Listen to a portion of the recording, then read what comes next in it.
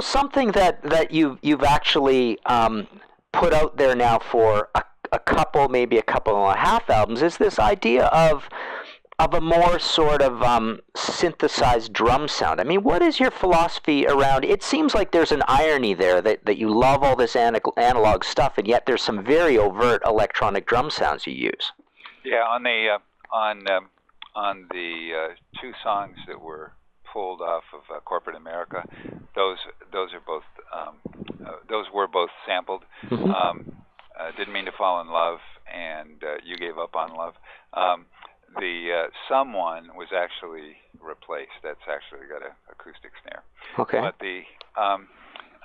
those two older songs were, and I had done a lot of that on Corporate America. In fact, the song Corporate America mm-hmm. itself was my big challenge. I decided to see if I could pull off a drum track with all this intricate hi-hat work. Yeah.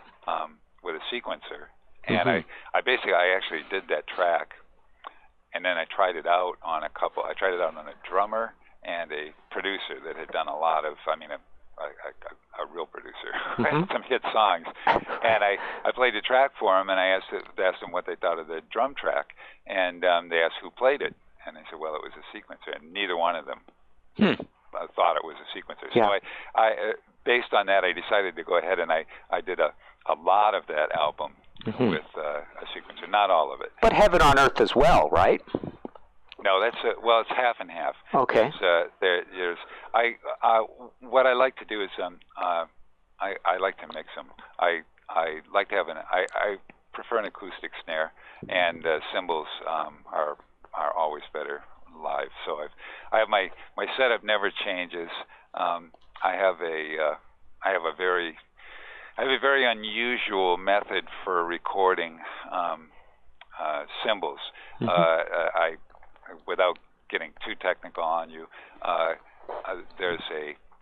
have a method for actually anticipating when a crash is coming. Sounds impossible, but it's not. Yeah. Anticipating when you're about to hit a crash, and a compressor is triggered about 3 milliseconds before the crash is hit, or before the microphone is picking up the crash. Which, by the way, I always use in very wide stereo, and this has been true since the very first Boston album.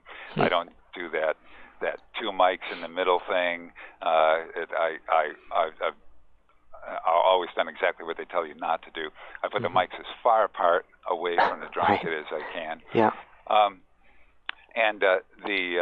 When the crash is hit, the compressor pulls down before the crash hits, and then slowly raises up afterwards. You can't hear. There's no pumping because the compressor acts prior to the impact of the stick. Yeah. So that's what gives me those long decay times on the crashes, as opposed to a typical recording with a big splash and then it's over. Yeah. Never like that. I always want to hit it and have it go. So what I'll do is I'll put a lot of times I'll work out a track, actually playing it on because it's faster, playing it on keyboard. Mm-hmm. And then once I know what the arrangement is, then I'll go back in and I can either dub in the whole track, or I can just put in the cymbals and snare. And occasionally I'll leave a sequenced thing on there. There are a couple, and to be honest with you, I'd have to think. I'm not of which ones. Right. Still have the original sequence track, but there are a couple. The only two I know for sure are those two old cuts, and mm-hmm. those actually didn't have my